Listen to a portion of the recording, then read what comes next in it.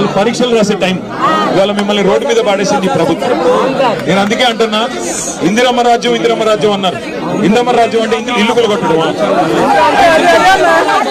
మీకు ఇలా ఏ ఓట్లు లేవు. నేను రాజకీయం కోసం రాలా. కేసీఆర్ సార్ చెప్పాడు, మీకు చెప్పమన్నాడు కేసీఆర్ సార్. మళ్ళీ మీకు ఇదే వెలుగుమట్లలో ఇదే జాగలో మీకు ఇల్లు కట్టించి మళ్ళీ గృహప్రవేశం కూడా మేమే చేయాలి.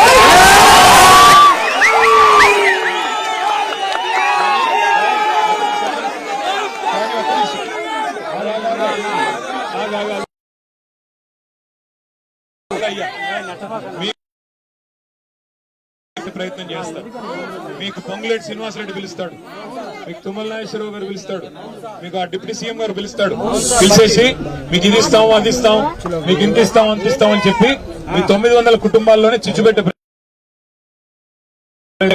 ఒక మాట జాగ్రత్తగా మీరు ఐక్యంగా ఉంటే, మీరు ఐక్యంగా కొట్లాడితేనే మీరు విజయం సాధిస్తారు.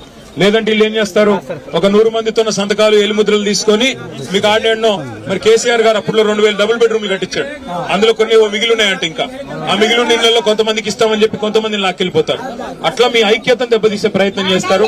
పాపం ఇక్కడ ఓపీడీఆర్ వాళ్ళు గతంలో అప్పుడెప్పుడో చేసిన పని ఇది. మరి పాపం వాళ్ళేం తప్పు చేయలేదు, మీకు పట్టాలు ఇప్పించారు. వాళ్ళు తప్పు చేసింది కూడా లేదు. ఇలా వాళ్ళని పట్టుకుని కూడా నానా మాటలు మాట్లాడుతున్నది ప్రభుత్వం. ల్యాండ్ మాఫియా అంట. ఎవడమ్మా ల్యాండ్ మాఫియా? ఎవడైతే ఇలా 100 ఎకరాలు మీ చుట్టూ కొన్నాడో, ఎవడైతే పేదవాళ్ళు కొన్నాడో వాడు మాఫియానా? కాబట్టి ఇవాళ మీకు జరిగిన కష్టం రాష్ట్రం మొత్తం చూసింది, మీ ఏడుపులు రాష్ట్రం మొత్తం చూసింది. మీ పిల్లలు మీరు పడుతున్న అవస్థను చూసే కేసీఆర్ సార్ మమ్మల్ని పంపించారు. దయచేసి ధైర్యంగా ఉండండి. మీకు అన్ని రకాలుగా అండగా అజయ్ ఉంటాడు, మా గాయత్రి రవిచంద్ర గారు ఎంపీ గారు కూడా ఉన్నారు, ఆయన కూడా ఉంటారు. మేము కూడా మళ్ళీ దయచేసి నిన్ననే మేము రావాలి నిజానికి ఇక్కడ, కానీ పోలీసులను పెట్టి అధికారులను పెట్టి ఆటంకాలు కల్పించి ఇవాళ మేము ఇక్కడికి వస్తుంటే కూడా మిమ్మల్ని ఇక్కడికి రానికుండా చేసినారు. మిమ్మల్ని అక్కడ బంధిస్తే మీరు గోడల నుంచి వచ్చిన వాళ్ళు ఉన్నారు ఇక్కడికి. మేము వస్తే ఇక్కడ మీరు రాకూడదు. ఏం భయం ఏంది? నేను ఒకటే మాట్లాడుతున్నా, ప్రభుత్వం తప్పు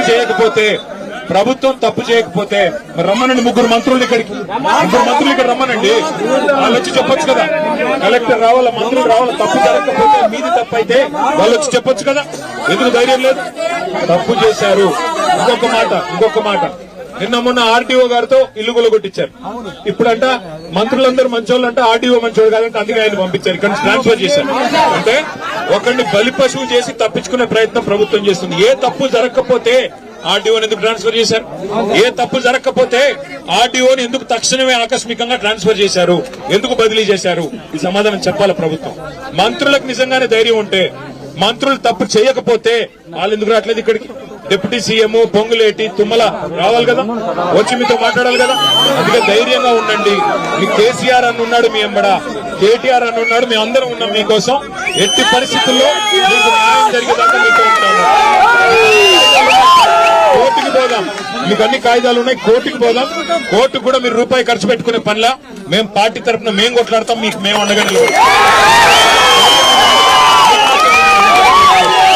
దయచేసి ఐకమత్యాన్ని కోల్పోకండి, సంఘటనగా ఉండండి, ఒకటిగా ఉండండి, ధైర్యంగా ఉండండి. అంతేనా? ఓకే, మళ్ళీ వస్తాం, మళ్ళీ మిమ్మల్ని కాపాడుకుంటాం. ధైర్యంగా ఉండండి, ఎవరు కూడా బేజారు కాదు. మేము మీకు ఏర్పాట్లు చేసే ప్రయత్నం చేస్తాము.